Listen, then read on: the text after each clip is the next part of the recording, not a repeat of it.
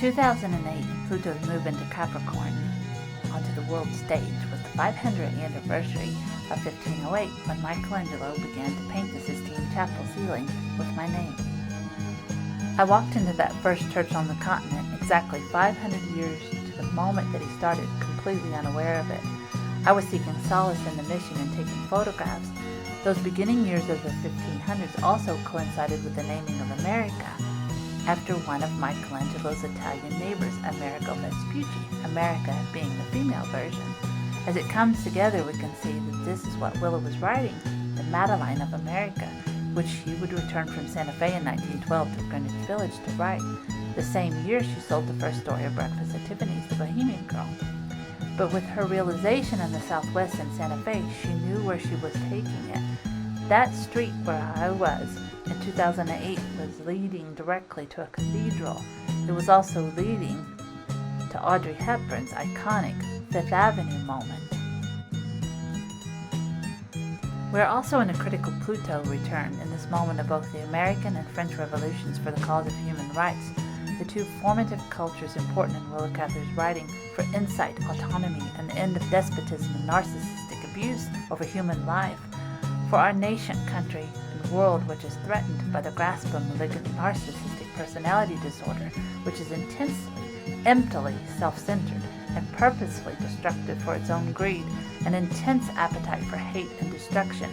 In this moment, Pluto has just moved into Aquarius, the house of the people, and Odysseus's dining hall.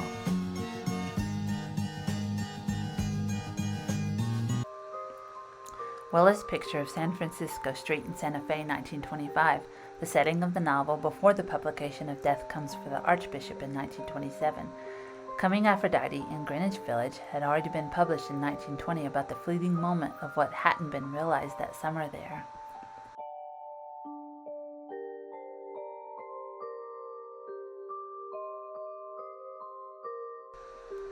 Willa on the balcony of La Fonda Hotel, opened in 1922 in Santa Fe, standing in front of the cathedral, herself as the door.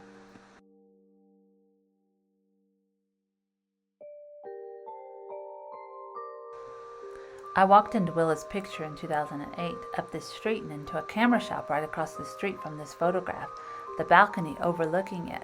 That was the moment exactly 500 years after Michelangelo painted a picture of my name above the door of the Sistine.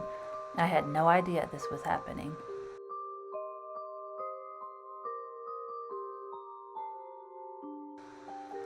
Michelangelo's sash was the only time he signed his name, and this is on Mary's heart on the Pieta.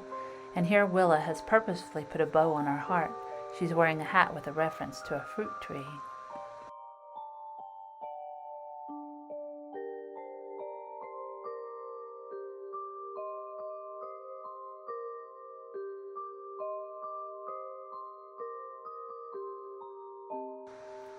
Greenwich Village begins Fifth Avenue itself, coming to a moment in October 1960 where the road would miraculously clear for Audrey and the iconic street scene.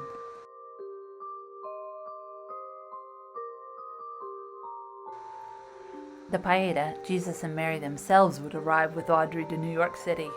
Willa's Coming Aphrodite, the setting and characters of Breakfast at Tiffany's. What Willa created through knowing her internal being, as author Lewis Hyde shows of The Trickster, becomes prophetic. The fraudulent tried to derail it, take it for itself. Somehow the cosmic trickster loves a trick, even in the eternal.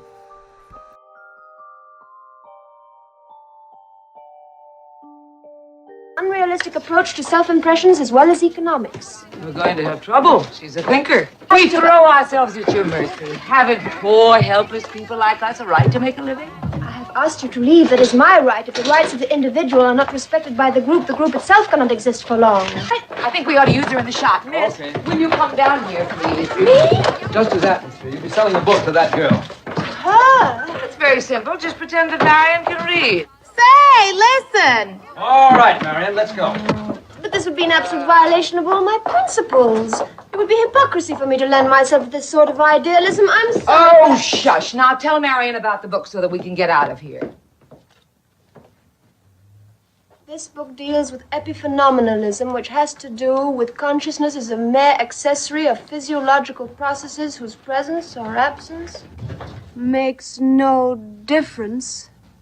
Whatever are you doing? All right, hold it. The fact that I can have you put in jail now for the last time. You're getting very tiresome. What are you doing? Let go of my arm. I know you don't mean any harm, child, but you are in everyone's way. Now, we won't be a moment. Let me in. The air will do her good. She was very pale. While I was walking up New McDougal and Bleecker Streets communicating with John as he left for the rest of his Battle Studies tour in July 2010, I went to the Village Underground into the Olive Tree Cafe and then right up the block purchased a pink cashmere-like wrap from a boutique street booth. I would later find that it matched Joe Stockton's Audrey's Characters Coming Out moment in Funny Face in 1957, the year of my book journal, from starting at a bookshop right there in Greenwich Village.